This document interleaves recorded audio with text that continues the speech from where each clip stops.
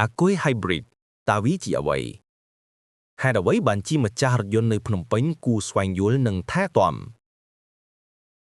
សួស្តីខ្ញុំ John Coos អ្នកជំនាញផ្នែកគ្រឿងបន្លាស់ម៉ាស៊ីនត្រជាក់រថយន្តនៅរាជធានីភ្នំពេញបច្ចុប្បន្ននេះយើងសង្កេតឃើញរថយន្ត hybrid កំពុងធ្វើចរាចរណ៍កាន់តែច្រើនឡើងនៅលើដងផ្លូវក្នុងរាជធានីភ្នំពេញដោយសារចំណុចខ្លាំងរបស់វាគឺការសន្សំសំចៃប្រេងឥន្ធនៈដែលស័ក្តិសមបំផុតសម្រាប់ស្ថានភាពចរាចរណ៍ក្នុងទីក្រុងរបស់យើងប៉ុន្តែខ្ញុំជឿជាក់ថាម្ចាស់រថយន្តជាច្រើននៅតែមានចម្ងល់ជាពិសេសបញ្ហាធំដែលគួរឲ្យព្រួយបារម្ភបំផុតនោះគឺអាគុយ hybrid ថ្ងៃនេះខ្ញុំនឹងមកពន្យល់ចំណេះដឹងជាមូលដ្ឋានដើម្បីឲ្យយើងយល់បានកាន់តែងាយស្រួលថាតើវាជាអ្វីដំណើរការយ៉ាងដូចម្តេចហើយតើយើងអាចថែទាំវាជាជំហានដំបូងដោយរបៀបណាដើម្បីឲ្យវាអាចប្រើប្រាស់បានយូរអង្វែង 1. តើអាគុយ hybrid ជាអ្វីជាដំបូងយើងត្រូវយល់ថាវាមិនមែនជាអាគុយតូចដែលយើងប្រើសម្រាប់បញ្ចេះរថយន្តនោះទេនោះគេហៅថាអាគុយ12វ៉ុលអាគុយ hybrid គឺជាកញ្ចប់អាគុយដែលមានតង់ធ្យូងខ្ពស់ high voltage battery pack ដែលមានទំហំធំជាទូទៅវាត្រូវបានដំឡើងនៅបរិវេណកៅអីខាងក្រោយឬផ្នែកខាងក្រោយនៃរថយន្តបច្ចេកវិទ្យាដែលគេនិយមប្រើទូទៅគឺ nickel metal hydride ឬ lithium ion ក្នុងរថយន្ត model ថ្មីៗមុខងារចម្បងរបស់វាគឺរោងចក្រផលិតអគ្គិសនីចល័តវាផ្ទុកថាមពលអគ្គិសនីដែលមានតង់ធ្យូងខ្ពស់ដើម្បីផ្គត់ផ្គង់ថាមពលដល់ម៉ូទ័រអគ្គិសនីរបស់រថយន្តជាពិសេស 2. តើវាត្រូវបានរចនាឡើងដើម្បីអ្វី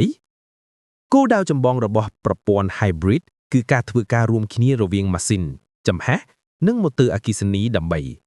1. សន្សំសំចៃប្រេងឥន្ធនៈ fuel economy នេះគឺជាចំណុចស្នូល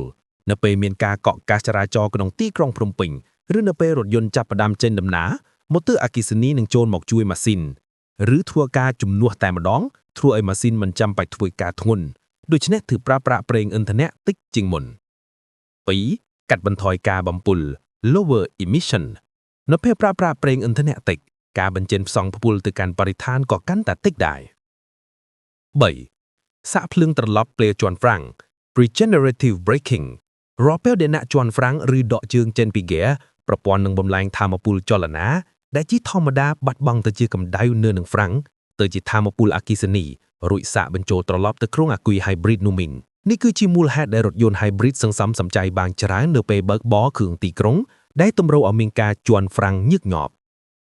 4. បើកបរដោយថាមពលអគ្គិសនី EV mode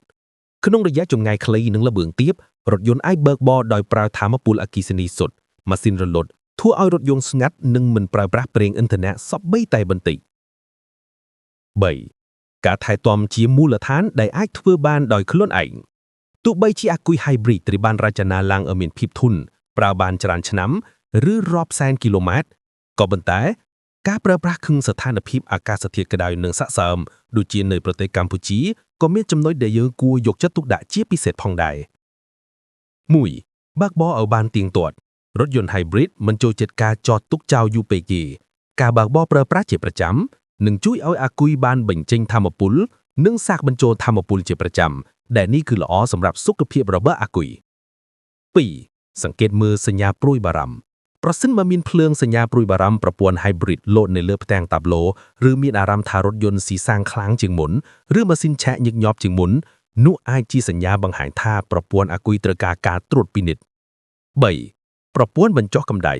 គឺជាបេះដូងដ៏សំខាន់បំផុតអាគុយ hybrid មិនចូលចិត្តកម្ដៅគឺជាសត្រូវដ៏សាហាវបំផុតដែលធ្វើឲ្យអាយុកាលប្រើប្រាស់របស់វាខ្លីឡើងរថយន្ត hybrid ភាគច្រើនដូចជា Prius Camry មានប្រព័ន្ធបញ្ចុះកម្ដៅអាគុយដោយប្រើកង្ហារបឺតយកខ្យល់ក្នុងកាប៊ីនទៅផ្លុំបញ្ចុះកម្ដៅកោសិការបស់អាគុយអ្វីដែលអ្នកគួរធ្វើហាមដាក់កាតាបសម្លៀកបំពាក់ឬវត្ថុផ្សេងៗទៅបាំងរុនខ្យល់ទាំងនេះដាច់ខាតភាគច្រើនវានៅម្ដុំកៅអីខាងក្រោយឬចំហៀងត្រូវធានាថាខ្យល់អាចចេញចូលបានដោយសេរី 4. កុំមើលរំលងប្រព័ន្ធម៉ាស៊ីនត្រជាក់រថយន្តរបស់អ្នកនេះគឺជាគន្លឹះដែលមនុស្សជាច្រើនមិនបានដឹងនៅពេលដែលប្រព័ន្ធបញ្ចុះកម្ដៅអាគុយត្រូវបឺតខ្យល់ក្នុងកាប៊ីនមកប្រសិនបើម៉ាស៊ីនត្រជាក់រថយន្តរបស់អ្នកមិនត្រជាក់ដោយសារខ្វះហ្គាស ម៉ាស៊ីនសបខ្យល់ខ្សោយឬកញ្ច្រែងត្រជាក់ stair ខ្យល់ក្នុងកាប៊ីនក៏នឹងក្តៅដែរនៅពេលដែលអាគុយត្រូវបឺតយកខ្យល់ក្តៅៗអបភ្លុំខ្លួនឯងវាក៏មិនអាចបញ្ចុះកម្ដៅបានល្អដែរលទ្ធផលគឺអាគុយនឹងឆាប់ខូចគុណភាពលឿនជាងធម្មតាឆ្ងាយណាស់សរុបសេចក្តីការយល់ដឹងពីចំណុចមូលដ្ឋានទាំងនេះនឹងជួយឲ្យអ្នកប្រើប្រាស់រថយន្ត hybrid បានយ៉ាងពេញលេញនឹងជួយពន្យាអាយុកាលប្រើប្រាស់របស់អាគុយដែលមានតម្លៃថ្លៃបានយូរអង្វែងនៅក្នុងអត្ថបទបន្ទាប់ខ្ញុំ John Coles នឹងមកស្វែងយល់ឲ្យស៊ីជម្រៅលើប្រធានបទថា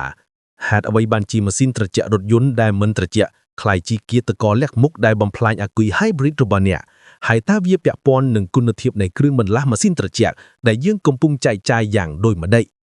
ប្រសិនបើអ្នកមានចម្ងល់ណាមួយទាក់ទងនឹងប្រព័ន្ធម៉ាស៊ីនត្រជាក់រថយន្តរបស់អ្នកឬត្រូវការប្រឹក្សាអំពីគ្រឿងបន្លាស់ម៉ាស៊ីនត្រជាក់ដែលមានគុណភាពស្តង់ដារ OEM សម្រាប់រថយន្តរបស់អ្នកសូមកុំស្ទើរតែហានិងសាកសួរមកកាន់ពួកយើង Vian Nation